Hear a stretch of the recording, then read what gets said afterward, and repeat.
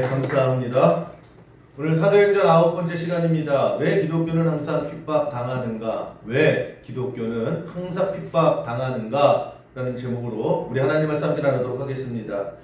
역사를 보면 기독교는 거의 모든 시대와 모든 상황 속에서 핍박받고 미움받았다라고 하는 것을 알 수가 있습니다. 왜 그럴까요?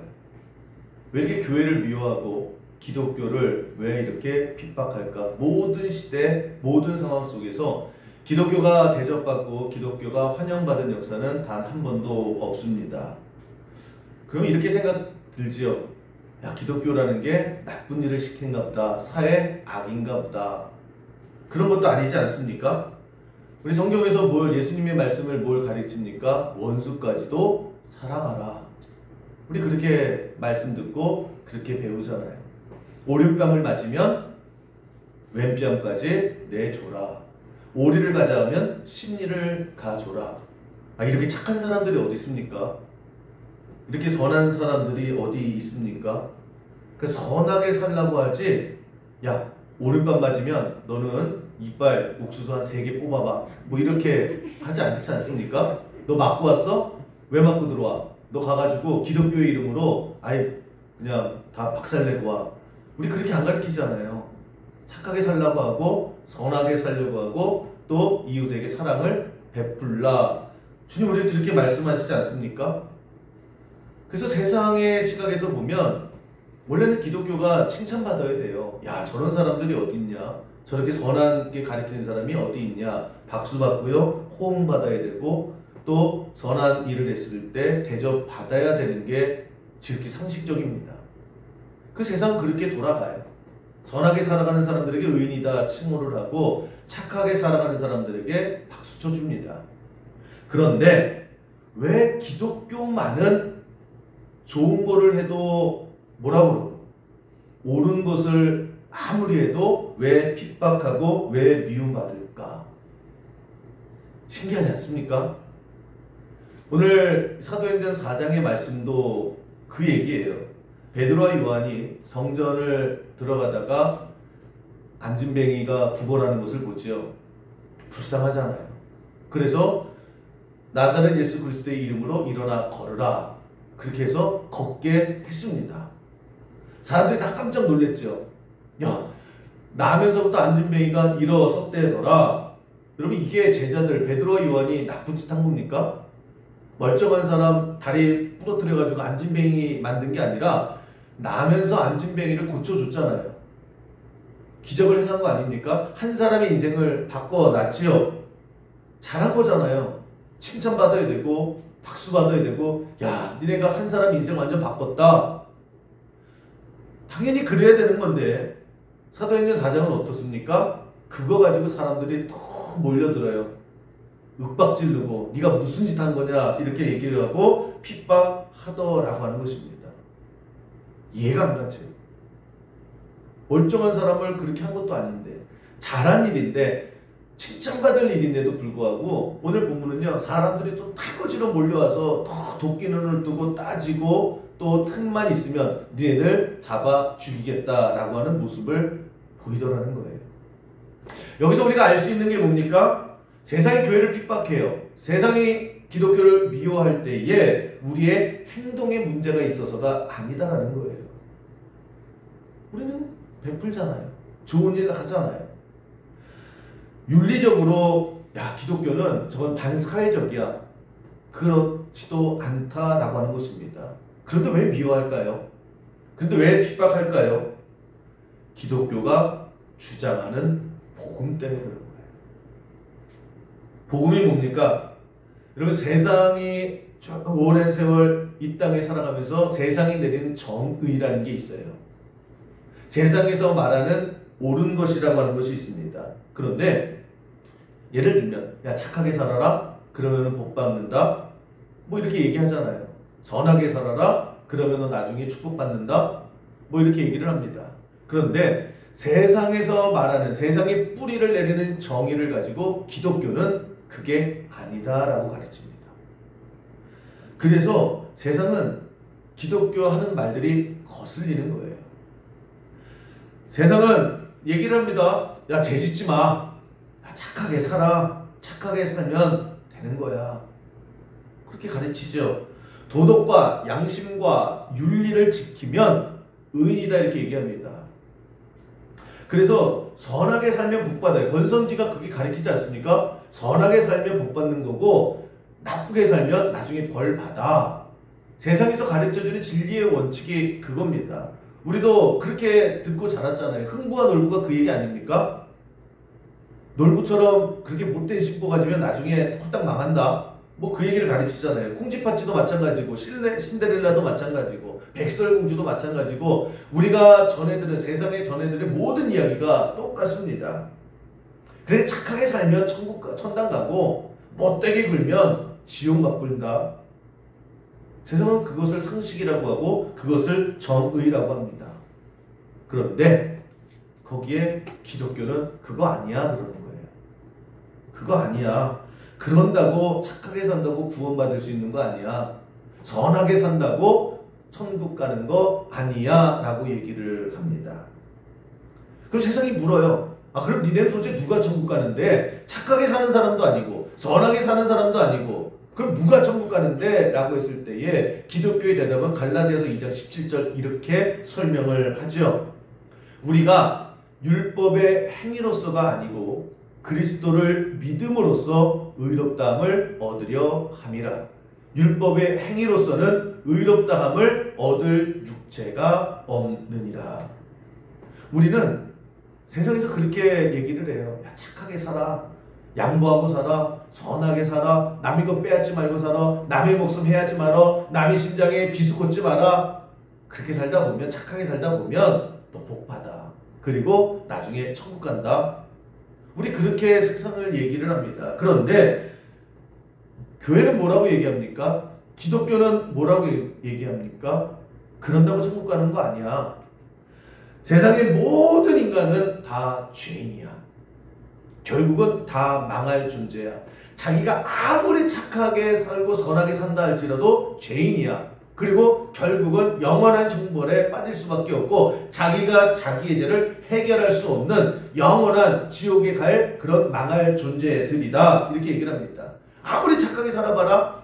그렇다고 인간의 죄가 소멸되나? 아무리 선하게 살아봐라. 그렇다고 천국문이 열리는 것이 아니다. 그럼 우리 어떻게 해요? 다 죽어요? 라고 했을 때 근데 하나님께서 구원의 길을 열어주셨다는 거예요. 인간이 해결할 수 없는 이 죄의 문제를 하나님의 독생자이신 예수 그리스도를 이 땅에 보내주시고 그리고 우리의 죄값을 대신 십자가에서 치르게 하시고 고통당하시고 대신 죽으셨다. 그래서 죄값을 치러주셨고 그 죄값을 치러주신 걸 통해서 인간과 하나님의 길을 열어주셨다. 중요한 거 그것을 믿는 자가 구원받는다. 기독교는 그걸 얘기하고 있거든요. 그게 세상에서는 납득이 안 가는 거예요. 그 소리가 싫은 거예요. 아니 그 말이 돼? 아 저렇게 못된 놈인데 예수 믿었다고 구원받고 아니 저렇게 법도 없이 살아가는 사람인데 정말 세상에 의인 중에 의인인데 저 사람 예수 안 믿었다고 지옥 가? 그게 말이나 돼? 그게 니네들이 하는 독선이야? 그런 세상에 독선이 어딨어? 그런 말도 안 되는 게 어딨어? 그리고 싫어하는 거예요. 받아들이지 않는 거예요. 말도 안 된다라고 하는 것입니다. 여러분 예를 들면 그거예요. 내가 열심히 뭔가 해요. 공부라든지 일을 하든지 뭐 개발을 하든지 하여튼 내가 어떤 성과를 위해서 열심히 일을 하는데 어떤 사람이 옆에 와요. 그러더니 이렇게 봐요. 그래서 저 사람이 무슨 할 말이 있나 이렇게 딱 쳐다봤더니 그거 아무리 해도 안 돼. 딱 그렇게 얘기하는 거예요. 그거 해봐라. 그거 되나?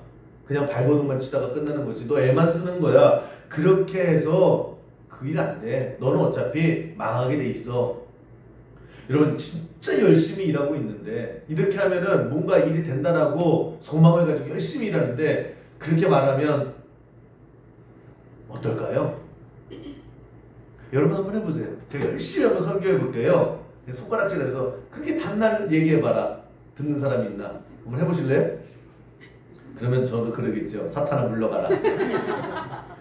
아 되게 신경질 나지 않습니까? 아 뭐 이런 인간이 다 있어. 응원해주지 못할 놈죠. 그러면서 어떻게 해요? 나가라고, 옆에서 꺼지라고, 뭐 그렇게 하지 않겠습니까? 지금 기독교가 그런 거예요. 세상은 열심히 살면 되는데, 착하게 살면 되는데, 선하게 살면 되는 줄 아는데, 옆에 와가지고요, 너 그런다고 천국 가는 거 아니야, 그런다고 구원받는 거 아니야. 그러니까 화가 나는 거예요. 그러니까 분개하고 분노하고 적개심을 품을 수밖에 없다라고 하는 것입니다. 기독교가 하는 얘기는 뭐예요? 세상의 힘 가지고는 안 돼. 인간의 힘 가지고는 안 되는 거야. 예수 그리스도 외에는 길이 없어.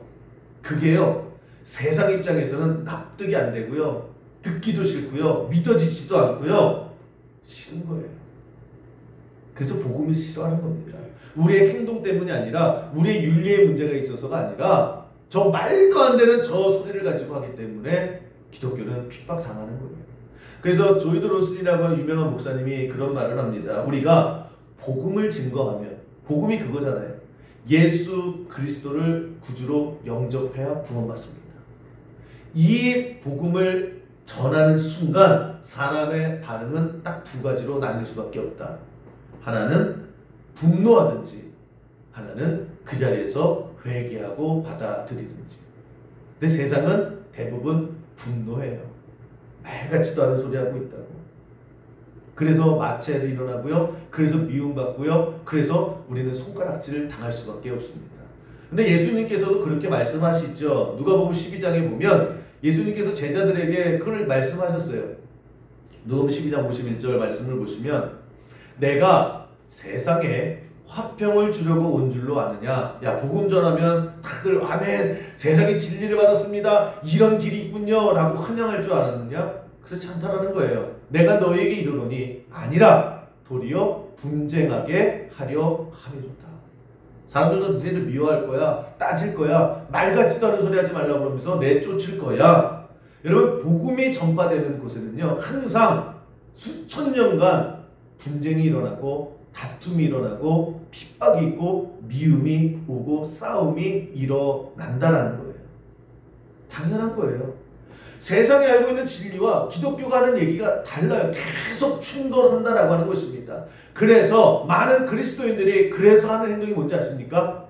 입 다물고 그냥 다음에, 왜요? 그게 부담스러워서요. 예수의 옛자만 꺼내도 싸우자고 덤벼드니까. 교회 교자만 해도요, 쌍승질을 듣고 시끄럽다라고 하면서 면박을 주니까. 그래서 우리의 마음속에요, 계속 그게 쌓이는 거예요.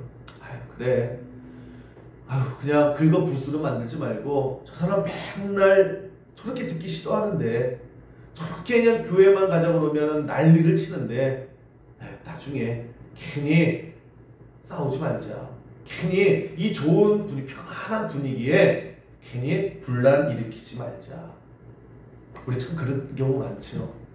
그래서 그냥 평안해요. 서로 그냥 선 넘지 마. 너 교회 다니는 거 갖고 뭐라고 안 할 테니까 너도 내 선 넘지 마. 그래서 여러분 집안이 편안하지요. 분쟁이 없지요. 다툼이 없지요. 별로 여러분 신앙생활 하는데 불편한 게 없지요. 우리 그렇게 신앙생활 할 때가 참 많이 있습니다. 그런데 여러분, 그 결과를 한번 생각해 보셨어요? 지금 당장 불편한 거, 지금 당장 싸우자고 하는 거, 그것 때문에 한 발, 두 발, 세 발 계속 뒤로 뒷걸음치다가 결국에 마지막 결론은 어떻게 됩니까? 그 사람이 예수 안 믿고요, 결국 지옥 가잖아요. 그래서 내 행동이 지금 뭡니까? 너 그냥 내가 싸우기 싫어, 말다툼하기 싫어, 야 내가 너 눈치 보기 싫어, 그래서 그냥 뒷짐지고 못 본 체하고 아닌 척하고 사는 그 모습이 뭐냐면, 그거였다. 너 그렇게 살다가 지옥에나 가. 그 모습이 지금 우리의 모습이에요. 우리 뻔히 알잖아요. 이 사람이 복음 받아들이지 않고 이 사람이 예수를 그리스도 영접하지 않으면 뻔히 어떤 결과가 아는데도 불구하고요, 내가 지금 분쟁이 싫고요, 내가 지금 귀찮아요. 그 얘기는 그래, 너 그렇게 살다가 모르고 살다가 그냥 지옥이나 가버려. 그 모습으로 우리가 살고 있지는 않느냐는 거예요. 여러분, 내 몸속에 예를 들면 암덩어리가 막 썩어지고 있습니다. 계속 아파요. 배도 아프고 가슴도 아프고 목도 아프고 그래서 의사에게 갔어요. 근데 이 의사가 딱 보니까 벌써 알죠? 아, 암이구나. 근데 이 사람 인상을 딱 보니까 암이라고 그러면 펄쩍 뛸 것 같아요. 이 돌팔이야 그리고 그냥 뒤통물에 한잔 날릴 것 같은 거예요. 아니면 야 그냥 뭐 살려내라고 막 징징거릴 것 같아요. 귀찮죠? 그래서 이 사람이 이 의사가 어떻게 했냐면 암인 줄 아는데 가슴에다가 빨간 약을 막 발라주는 거예요. 빨간 약을 발라주면서 살다 보면요 다 이렇게 아프고 살아요. 그러려니 하고 살아가세요. 선생님은 그렇게 아픈 거 아니니까요. 그럴 때마다 진통제 먹고 그냥 몸 다스리면서 사시면 돼요. 신경 쓰지 마세요. 그냥 그러고 말았어요. 귀찮아서 뭐 수술도 해야 되고 복잡하니까. 여러분 그게 뭐예요? 그냥 그렇게 살다가 죽으세요. 그 얘기랑 똑같은 거죠. 그게 의사입니까? 의사를 떠나서 사람이 그러면 안 되잖아요. 나는 뻔히 이 사람이 이 뱃속에 암덩어리가 자라고 있다는 걸 알아요. 그러면 어떻게든지 살리려고 수술을 하든지 방사선을 하든지 약을 먹든지 뭘 하든지 살리려고 해야 되고 당신 암입니다. 암인데 살아야 됩니다. 수술합시다. 뭘 해도 합시다 라고 해야 되는 거잖아요. 근데 귀찮아요. 아이고 수술하기도 귀찮고 살지 죽을지도 모르겠고 수술하다가 죽으면 어떡해. 그래서 그냥 빨간 약만 발라주는 거예요. 그 사람 죽이는 거 아닙니까? 여러분 복음이라는 게 그래요. 살 수 있는 길을 하나님께서 우리에게 먼저 가르쳐 주셨잖아요. 오직 예수 그리스도 외에 다른 길은 없다. 근데 사람들은요 세상은요 아니야 착하게 살면 돼 선하게 살면 돼 봉사 많이 하면 돼 사람들에게 피해 안 입히면 돼 그러면 나 업보 때문에 천국 가게 돼 있어. 그게 아니다라는 걸 우리는 알잖아요. 그게 가르쳐 줘야죠. 근데 우리는 그냥 내버려둬요. 뻔히 저 사람이 암이 어떻게 되는지 아는데도 그 결과가 어차피 인생 100년도 안에 모든 것이 다 결론 나는 그 마지막 순간을 우리는 알매도 불구하고 마치 암인데도 소독약 발라주고 그냥 재밌게 사세요. 좋은 생각 가지고 사세요. 행복하게 사시면 됩니다. 우리 지금 그러고 있지 않느냐는 거예요. 홍석현 씨라고 있습니다. 전 중앙일보 회장을 지냈고 이제 주한 대사 미국 대사를 지냈던 분인데 이분이 이제 대사로 임명받고 이제 워싱턴에 갔을 때 각계각층의 이제 그 교포들 있지 않습니까? 영향이 있는 교포들을 초대해서 식사를 했어요. 그때에 워싱턴에서 가장 당시에 컸던 교회가 워싱턴 제일장로교회가 제일 컸습니다. 거기에 되게 교포 사회에서 미국에서 유명한 교회예요. 이원상 목사님이라고 장로교회 목사님인데 굉장히 큰 그 교회를 부흥시킨 목사님입니다. 이분이 이제 교회 대표로 해서 초대를 받았어요. 근데 이제 이 이원상 목사님도 이 홍석현 당시 그 대사죠. 이 회장을 처음 만난 거예요. 근데 이 목사님이 홍석현 회장을 만나자마자 악수를 내면서 첫 번째 했던 말이 뭔지 아십니까? 예수 믿으시나요? 목사님 그럴 수 있죠. 목사님이니까 아유 아닙니다. 그랬더니 그 손을 놓지 않더래요. 왜요? 그러면서 이제 멋쩍잖아요. 근데 이 홍석현 이분도 굉장히 똑똑하고 하여튼 능수능란한 분이에요. 그러면서 웃으면서 제가요 성경도 읽어보고 또 하나님 말씀도 다 들어봤는데 저랑은 좀 안 맞아요. 제가 믿어줘야 되는데 이상하게 성경은 잘 안 믿어져요. 그렇게 해서 끝났습니다. 그러면 그렇게 했으면 됐잖아요. 근데 식사 자리에 있는데 옆으로 오더라는 거예요. 이 목사님이 홍석현 회장 옆으로 오더니 처음 만난 자리고 또 이 두 사람만 있는 게 아니잖아요. 또 각계같이 인사들이 다 모였는데 참 눈치가 없는 건지 가서 계속해서 말 걸더래요. 어디가 그렇게 안 믿어지세요? 뭐가 안 믿어지세요? 그러니까 이 홍석현 회장도 좀 짜증이 날 것 같지 않습니까? 근데 어떻게 짜증을 내요? 그러면서 그냥 이것저것 그냥 뭐 아는 거 대충 해서 이것도 좀 독생자라는 개념도 안 맞고요. 뭐 아는 게 많으신 분이니까 뭐 성삼위일체도 좀 그게 또 이해가 안 가고요. 그러면 또 그거 가지고 성삼위일체는요 막 또 설명을 하더라는 거예요. 근데 여러분 그 홍석현 씨가 누구 동생이냐면 이건희 회장의 부인 홍라희 씨 있죠. 그 동생이에요. 그러니까 이 집안은 조선시대 때부터 불교 집안이에요. 굉장한 불교 신도 집안입니다. 그걸 알아요. 이 목사님도 알아요. 그런데 계속해서 밥도 안 먹으면서요. 자기만 밥 안 먹으면 됐지. 이 사람도 밥 못 먹어도 계속 말을 거는 거예요. 계속해서. 그러니까 주변에서도 그냥 인상 찌푸리죠. 저 목사 왜 저래? 왜 저래? 아니 할 얘기가 있고 안 할 얘기가 있고 어느 정도 하면 됐지. 저거 예의 아니지 않아? 야 저렇게까지 해야 되는 걸? 저 경험 없는 거 아니야? 주변에서 저렇게 눈치 주면은 좀 알아채야 되는데 어떻게 목사님이 눈치도 없어? 우리가 생각해도 그렇지 않습니까? 아니 적당히 하면 되잖아요. 점잖은 자리에 점잖은 사람들이 초대받아서요.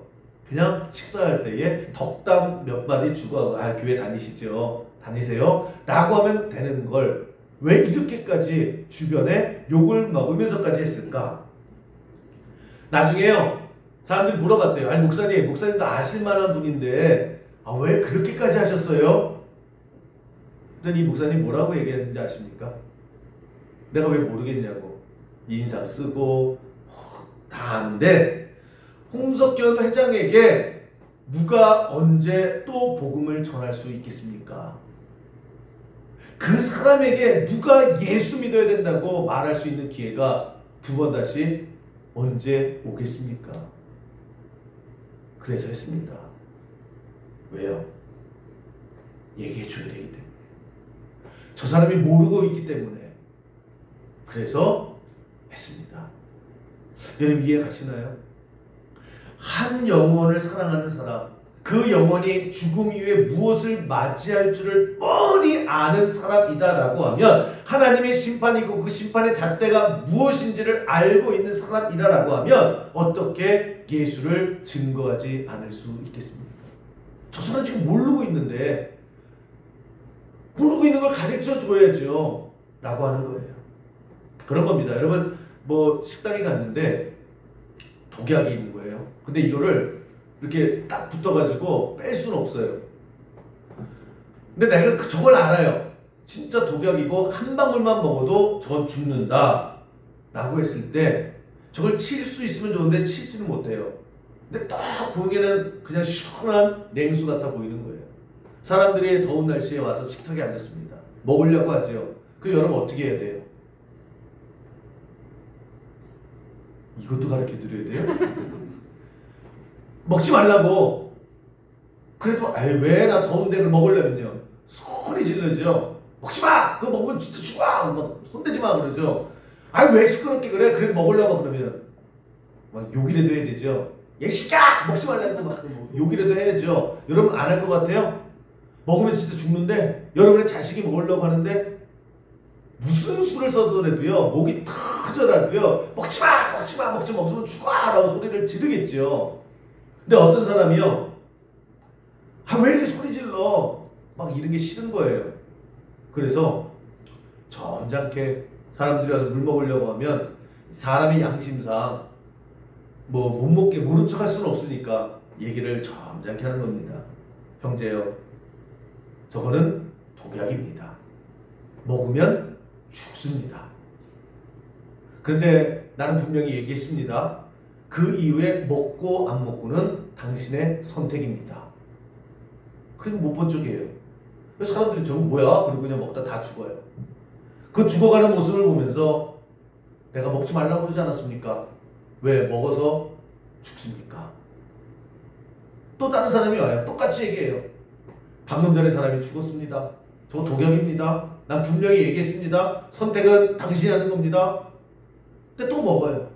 나는 또 아무 상관없습니다. 내가 독약을 탄 겁니까? 내가 먹으라고 그랬습니까? 나는 그냥 먹지 말라고 분명히 얘기했습니다. 여러분 만약에 그런 사람이 있다라고 하면 그게 온전한 사람입니까? 먹으면 죽는 걸 뻔히 아는데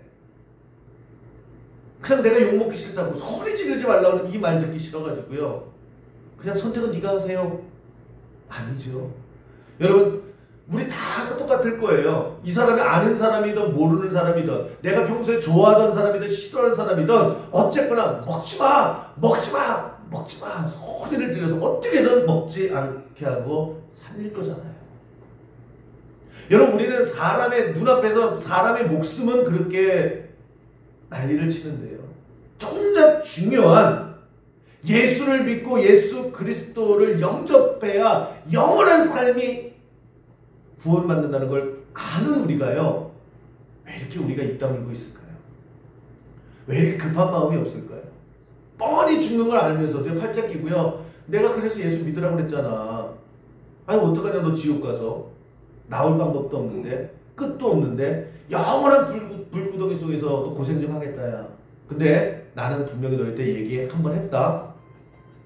여러분 우리 그러고 있는 거 아니냐는 거예요. 피할 길을 분명히 알고 있는데 살 길을 분명히 알고 있음에도 불구하고 여러분 우리는 지금 어떻게 살아가고 있냐는 거예요. 어떤 사람이 또 그렇게 얘기를 하죠. 아니 알겠는데 알아. 그런데 지금 왜 듣기 싫다고 하는데 계속 가서 저 사람한테 계속 얘기하는데 눈치 좀 가지고 너무 싫어하면 좀 이렇게 뺐다가 저렇게 화를 내는데 좀 뒀다가 저 사람이 듣고 싶어 한다고 그럴 때 저 사람이 관심 갖는다라고 했을 때 그때 가서 얘기해. 그래도 되잖아. 우리 그런 말 많이 듣지 않습니까? 왜 지금 가가지고 싸우자고 그래. 조금 잔잔해지고 저 사람이 조금 관심을 갖고 저 사람이 좀 나 듣고 싶다라고 했을 때 그때 가야지 통하지. 근데 여러분 한번 생각해 보세요. 정말 기다리면 그 사람이 복음에 관심을 가지는 날이 올까요? 살면서 야, 나 정말 복음 들어야 될 필요가 있어 라고 그 복음에 대한 필요성을 과연 느낄까요? 거의 대부분 죽는 그날까지 왜 나에게 복음이 필요한지, 왜 내가 복음 듣고 싶어하는 그런 일들은 일어나지 않아요. 그냥 내가 나 편하자고 그냥 기다려 볼게요. 때가 되면 오겠지요. 여러분 오늘 본문에 나오는 안진뱅이가 참 우리에게 주는 메시지가 있습니다. 안진뱅이가 지금 원하고 있는 게 뭐예요? 평생 한 번도 걸어보지 못했던 구걸하는 안진뱅이가 늘 사람들에게 원하는 건요, 동전면입이에요. 한 푼 주세요. 한 푼 주세요. 어쩌다가 동전 10개 딱 주면요, 야 오늘은 대박 터진 날이야. 오늘은 굉장히 좋은 날이야. 기뻐하고요. 평생의 안진뱅이가 베드로와 요한에게도 늘 구걸하잖아요. 동전을 원하다는 거예요. 돈을 원하다는 거예요. 네, 여러분 과연 안진뱅이에게 정말 필요한 게 동전이었을까요? 정말 안진뱅이에게 필요한 게 뭐예요? 걷는 거죠. 그런데 한 번도 걸어보지 못했던 이 안진뱅이는요, 그걸 꿈도 꾸지 못해요. 생각하지도 못해요. 그냥 내 수준에서 내가 할 수 있는 이 삶의 테두리 안에서 동전이 최고야. 날마다 동전을 원하는 돈. 그런데 누가 안진뱅이의 필요를 제대로 파악을 해요? 베드로와 요한이. 얘기하잖아요. 사도행전 3장 6절 이렇게 설명을 하지요. 한 번 달라고 그럴 때에 베드로가 이르되 은과 금은 내게 없거니와. 네가 그렇게 원하는 돈은 될 게 없어. 너 돈 원하지? 네가 원하는 건 돈이지? 근데 나 그 돈 없어. 그런데 내게 있는 이것을 내게 주노니 나사렛 예수 그리스도의 이름으로 일어나 걸어라. 야, 네가 지금 필요한 게 동전인 줄 알지? 너 그게 전부인 줄 알지? 근데 너에게 진짜 필요한 게 뭔지 알아? 너 걷는 거 아니야? 그때의 안진뱅이 그 충격이 얼마나 컸을까요? 그렇지. 내가 정말 나에게 원하는 거는, 내가 정말 원해야 되는 거는 걸어보는 거지. 한 번도 걸어보지 못했던 내가 정말 한 번도 원해본 적이 없지. 그 깨달지 않았을까요? 여러분 이 모습이 우리 모습인 거예요. 우리 뭘 원해요? 그런데 동전 몇 개를 원하는 거예요. 사람은요, 정말 나에게 필요한 거를 내가 못 볼 때가 많아요. 왜? 내가 가져본 적이 없으니까. 내가 누려본 적이 없으니까. 내가 생각해 본 적도 없으니까. 그래서 자기의 운명이 어떻게 될지는 자기는 몰라요. 누가 알아요? 옆에 있는 우리가 알잖아요. 우리가. 그래서 얘기해 줘야 된다고요. 아는 우리가 얘기해 줘야 되는 거예요. 베드로와 요한이 지금 안진뱅이에게 너 정말 네가 필요한 거는 동전이 아니라 걷는 거야 가르쳐 준 것처럼요. 사람들은 앞으로 죽으면 어떻게 되는지, 죽음 이후에 아무것도 몰라요. 그냥 오늘 배부르고 오늘 아파트 사고 오늘 떵떵거리고 사는 게 전부인 줄 아는 그 안진뱅이에게 얘기해 주듯이 우리가 당신의 미래와 당신 죽음 이후에 예수 그리스도의 이름이 필요하다는 것을 알려줘야 되는 사명이 우리에게 있다는 거예요. 사람들은 몰라요. 여러분 18세기 전까지만 해도 의사는 있었습니다. 그리고 환자도 있었어요. 그런데 의료 시스템이 어떻게 됐냐면 환자 말만 듣고 진료를 했어요. 그럴 수밖에 없지 않습니까? 사람들이 와요. 어디가 아프십니까? 머리가 아파요. 어떻게 아파요? 띵해요. 그럼 이제 이렇게 치료해주고, 어디가 아픕니까? 배가 아파요. 어떻게 아픕니까? 쥐어 뜯는 것 같아요. 장애인 것 같습니다. 이렇게 처방해주고. 그런데 그게 일단 그렇게 얘기할 줄 아는 사람이 그렇게 많지가 않더라는 거예요. 자기가 아파도요 말을 잘 못해요. 어디가 아프십니까? 우리도 그렇지 않습니까? 뭐 아파서 갔는데 머리도 아픈 것 같고 목도 아픈 것 같고 배도 아픈 것 같고 뭐 뼈 마디가 쑤시는 것 같고, 그래서 머리, 어깨, 무릎팔 다 아파요. 그럼 이제 의사가 그래서 어디가 아프냐고요? 뭐 이렇게 물어봐야 되거든요. 물어봐서 그 사람이 대답하는 걸 가지고 이 사람 이걸 아프겠구나 라고 해서 진료를 해줬다고요. 그런데 일단 자기가 어디 아픈지를 모르는 사람이 있고요. 또 때로는 병원에 가긴 가요. 그런데 그런 사람이 있죠. 부끄러워서 말을 못해요. 그냥 아프게 그냥 알아서 주세요 뭐 이래요. 어떤 사람은 또 안 가죠. 어떤 사람은 또 안 아픈 척해요. 참 신기해요. 또 어떤 사람은 의사 앞에만 가면 안 아파져요. 그러면 의사가 진료를 못 하잖아요. 그래서 의료 치료 그것이 그렇게 많이 치료 효과가 없었어요. 그런데 18세기 이후에 오스트레일리아에 아우엔 브로그라고 하는 의사가 있습니다. 이 사람이 의료 시스템의 체계를 바꿔버렸어요. 술집 공장 아들입니다. 네, 공부를 잘해서 의사가 됐는데 어릴 때부터 뭘 봤냐면 아버지가 큰 이제 술 공장을 했는데 이렇게 술 담그는 통이 있잖아요. 그 통에다가 귀를 이렇게 대고 늘 두들기 있더라는 거예요. 그러면 얘는 얼마만큼 통에 얼마만큼의 포도주가 있구나. 그리고 또 신기한 거 딱 두들겨 보면 얘는 숙성이 몇 % 정도 됐구나. 어느 정도 숙성이 됐구나라고 하는 것을 기가 막히게 아버지가 알아맞추시더라는 거예요. 늘 궁금했대요. 아버지 어떻게 그렇게 딱딱 맞춰요? 소리가 달라. 진동이 달라. 해보면 알아. 근데 의사가 돼가지고요. 사람들이 아프다고 막 찾아오는데 어디가 아프냐고 제대로 말도 못해요. 뭐 여기 아팠다가 저기 아팠다가 그래서 진료를 못해서 이거 어떻게 하면 이 사람들을 잘 진료할 수 있을까라고 하다가 아버지가 그 수통 두들기는 것에 그 영감을 얻은 거죠. 그러면서 그때부터 그렇게 진료를 그렇게 했답니다. 그냥 머리에다 대고 두들겨보고, 그게 타진법이거든요. 두들겨보는 법이에요. 그 전까지는 그냥 환자의 말만 듣다가 이제 의사가 진료라는 걸 하는 거예요. 어디가 아픈지를 알아맞추는 겁니다. 가슴에 대고 막 두들겨보는 거예요. 등짝에 대고 두들겨보는 거예요. 처음에 몰랐는데 이 아우엔 브로그라는 의사가 다르더라는 거예요. 막 눌러보면 어떤 데는 눌렀다가 쑥 그냥 나오는 거, 어떤 데는 눌렀는데 안 나오는 경우도 있고, 그래서 두들기고 눌러가서 당신 여기 아픈 것 같습니다 라고 하면서요 주객이 전도되는, 그래서 의료체계의 대변환이 일어난 거예요. 그전까지는 환자가 아픈 데를 들고 왔어야 되는데 이제는 두들겨보는 거예요. 눌러보는 거예요. 그래서 의사가 당신 여기 아픈 겁니다 라고 하면서 찍어주고 치료해 주더라는 거예요. 그래서 의료에 획기적인 그런 변화가 일어나게 됩니다.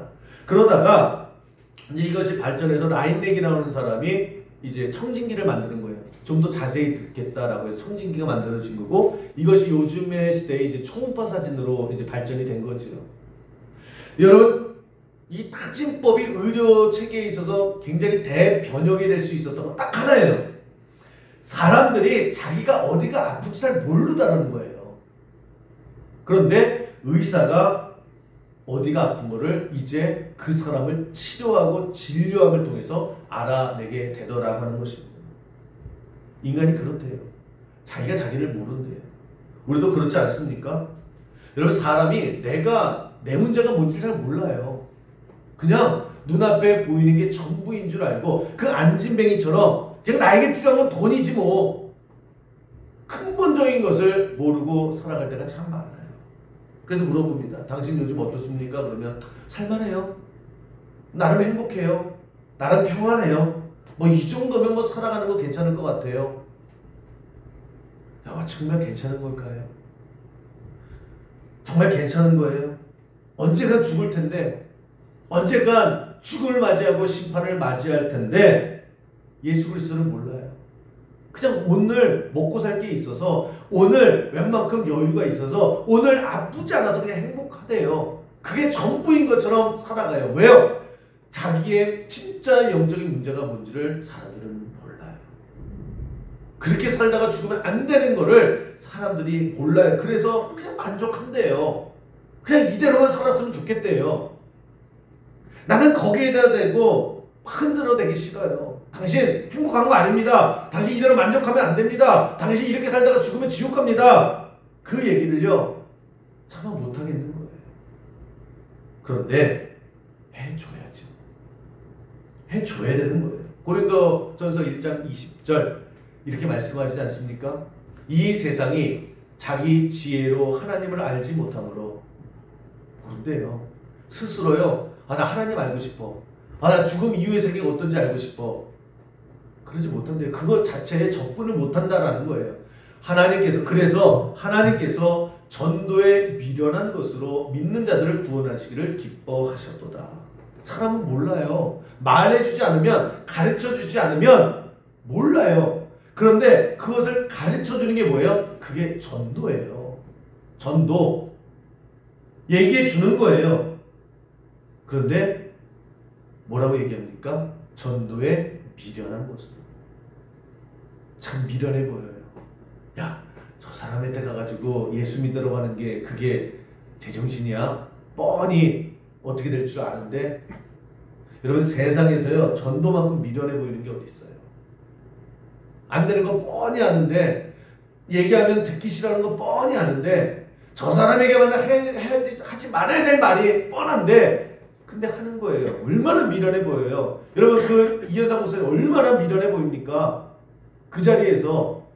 그런데 하나님의 역사는 그 미련한 전도를 통해서 역사하시더라는 거예요. 여러분, 우리가 잘 아는 로마서 10장 17절 말씀, 우리 늘 얘기하지 않습니까? 그러므로 믿음은 들음에서 난다. 믿음이 들음에서 난대요. 들어야 믿음이 생기는 거예요. 무슨 믿음이요? 예수 그리스도에 대한 믿음이 생기는 거예요. 중요한 거, 들어야죠. 들어야 예수 그리스도의 그 보혈의 십자가의 말을 들어야 믿음이 생기는데요. 그 얘기를 그 사람에게 들려줘야 돼요. 그 사람에게 해줘야 돼요. 그래서 그 사람이 듣고 믿음이 생기는데, 그 들려줘야 될 내가 입 다물고 있지 않습니까? 내가 얘기를 해줘야 그 사람이 듣지요. 누군가가 저 사람에게 얘기를 해줘야 저 사람이 들어서 듣고 또 들어서 언젠가 성령의 역사심을 통해서 그 가슴이 무너지고 천부의 의지 없어서 손들고 오게 되는 역사가 일어나게 되는데, 그 시작점 듣지도 못하게 하잖아요. 누가요? 내가. 왜? 싸우기 싫어서, 핍박받을까봐, 분위기 깨서, 미련해 보여서, 안 될 것 같아서. 여러분, 하나님께서 우리에게 맡겨주신 게, 먼저 부르신 이분 자들이 해야 될 게 전하는 거예요. 세상에 전도만큼 미련해 보이는 것이 없다 얘기하죠. 그러나 그 미련한 것으로 하나님께서 역사해 주실 줄로 믿습니다. 저는 우리 수영교회 성도 여러분들의 인격이 참 훌륭해요. 정말 이런 교회 이런 성도들이 없어요. 그런데 복음 앞에서 나중에 하나님 앞에서 야 네가 그 세상에서 그렇게 인격적으로 그렇게 열심히 잘 살아왔는데 어떻게 영원 죽는 것을 팔짱 끼고 그냥 네가 알아서 하세요. 너 어떻게 그러다 왔냐? 너 어떻게 그럴 수 있냐? 야 뻔히 이 자리에 있는 건 너는 알았으면서 어떻게 너 한마디도 안 하고 지옥 보내고 나는 책임 없어 이러고 왔냐? 여러분 저는 우리 수영교회에서 그 얘기를 듣는 분이 단 한 분도 없기를 주님의 이름을 가지고 축원합니다. 하나님 앞에서 당당해야죠. 어차피 우리는 뿌리는 거예요. 우리는 어차피 거두는 걸 하나님께서 알아서 거두시는 거예요. 그렇게까지 말씀하셨음에도 불구하고 여러분 우리는 너무 침묵하잖아요. 말해주세요. 들려주세요. 그 들음이 결국 믿음이 되고 하나님이 그렇게 천하보다 귀하다고 하는 그 영혼을 구원해 주실 줄로 믿습니다. 그 사명을 위해서 우리 부르심을 받았고 그래서 그 부르심대로 나가서 전하는 하나님의 백성으로 승리하는 우리 모든 성도 되시기를 주님의 이름으로 간절히 축원합니다.